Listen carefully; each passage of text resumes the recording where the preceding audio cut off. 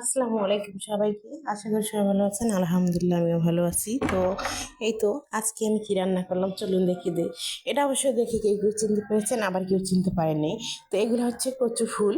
তো কচুর ফুলগুলো সুন্দর করে কেটে আমার মা পাঠিয়ে দিয়েছিল গ্রাম থেকে। তো ওগুলো আমি ভেজে সুন্দর করে ধুয়ে একদম ফ্রিজে ফ্রোজেন করেছিলাম। তাই আজকে নামিয়ে আবার রান্না করতেছি। তো এখানে আমি পেঁয়াজ, তেল আর কয়েকটা শুটকি দিয়ে দিয়েছি। তো এখানে আপনারা যে কোনো রকমের শুটকি দিতে পারেন। তারপরে এখানে আদা রসুন বাটা দিয়ে দিলাম। তেলের সময় সবসময় আদা রসুন বাটলে গন্ধটা চলে যায় আদা রসুনের।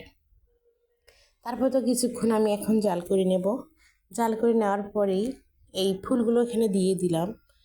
কারণ হচ্ছে এখানে যে ফ্রিজে রেখেছিলাম এগুলো কিন্তু একদম বরফের মতো হয়ে গেছে। তো চুলার জালটা খুব কম করে রেখে দিলাম, যার জন্য আস্তে আস্তে গলবে। তারপরে এখানে আমি ফ্রোজেন বাটা মরিচ দিয়ে দিচ্ছি। দেখুন এই যে এটা থেকে আমি দিলাম লবণ আর হলুদ এখন দেবো। দেওয়ার পরে এখন আমি সুন্দর করে কিছুক্ষণের জন্য জাল করে নেব। জাল করে নেওয়ার পরে কিন্তু সুন্দর মতো এটা আস্তে আস্তে গলে যাবে। এটা কিন্তু গলতে খুবই সময় লাগবে না, আবার লাগতেও পারে। এজন্য আমি চুলার জলটা একদম কম করে দিয়ে এটা সিদ্ধ করে নেব। আর হচ্ছে এদিকে একটু পানি দিতে হবে। পানি না দিলে তো এই বরফটা গলতে খুবই সময় লাগবে, যার কারণে আমি পানি দিয়ে সুন্দর করে গলিয়ে নেব। তবু আমি দেখাই দেবো আপনাদেরকে। দেখুন এখনও কিন্তু একটু একটু বরফ রয়েই গেছে। যাই হোক এটা আস্তে আস্তে ছুটে যাবে। তো যখন ছুটে যাবে তখন আমি আপনাদেরকে দেখিয়ে দেবো। তারপরেই তো এখন আমি জাল করে নিচ্ছি। নেওয়ার পরে যে গলে গেছে, মানে হচ্ছে বরফটা ছুটে গেছে। এখন আমি সুন্দর করে নাড়তেছি।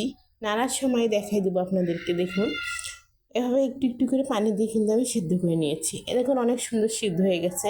তো আরও আমি সিদ্ধ করব। এ হওয়ার পরেও আরও সিদ্ধ করতে হবে। তো কেউ কেউ কিন্তু আস্তেও খায়, আর আমরা একদম ডাল ঘুটনি দিয়ে একটু ঘুটে তারপর এটা রান্না করি সবসময়। মানে আমি ছোটো থেকে দেখেছি আমাদের এই গ্রামে আমার মা চাচিরা সবাই এভাবেই রান্না করে, খুবই মজা হয়।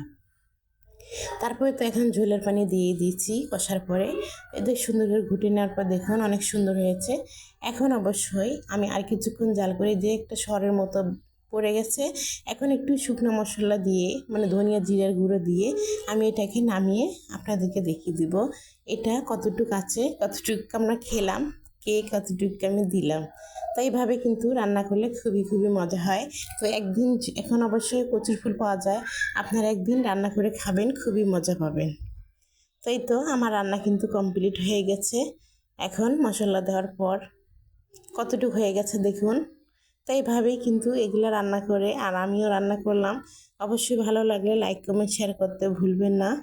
আর যদি খারাপ হয় সেটাও আমাকে কমেন্টে জানাবেন, কেমন খারাপ হলো আর কেমন ভালো হলো। তারপরে এই যে দেখুন বাটি কতগুলো, এগুলো সবাইকে আমি একটু একটু করে দিয়ে খাবো, একা খাবো না, যার কারণে এরকম বাটি তৈরি করলাম।